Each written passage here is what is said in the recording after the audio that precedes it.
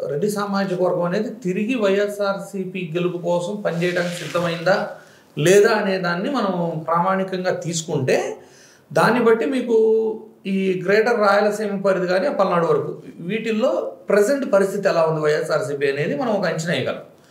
అయితే మీకు ఎలా ఉంటుంది అంటే నెల్లూరు, కడప ఈ రెండు అండ్ నంద్యాల ఈ మూడు పార్లమెంట్ పరిధులు నేను చెప్తుంది.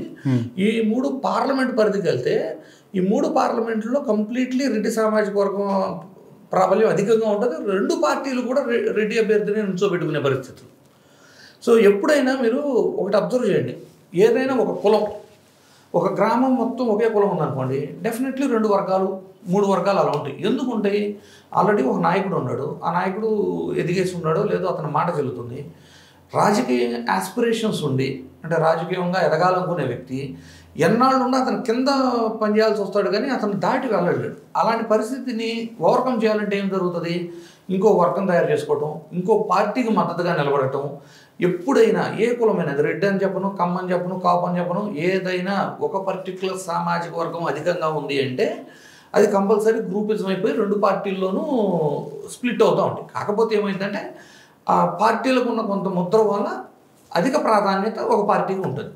అయితే మీరు నెల్లూరు జిల్లాలో ఇంకా రెడ్డి సామాజిక వర్గం పూర్తి స్థాయిలో వైఎస్ఆర్సీపీకి పనిచేయడానికి సిద్ధమైన వాతావరణం అయితే కనపడలేదండి. కానీ కడప, నంద్యాల, అనంతపూరు అండ్ పల్నాడు, కర్నూలు ఎట్లా ఉంది సార్? కర్నూలు ఎందుకంటే కర్నూలు ఎస్వి మోహన్ రెడ్డి గారు ఫుల్ ఇన్ఛార్జ్ ఇచ్చిన తర్వాత పార్టీ యాక్టివిటీస్ కానీ అన్నీ కూడా బాగా యాక్టివ్ అయ్యాయి.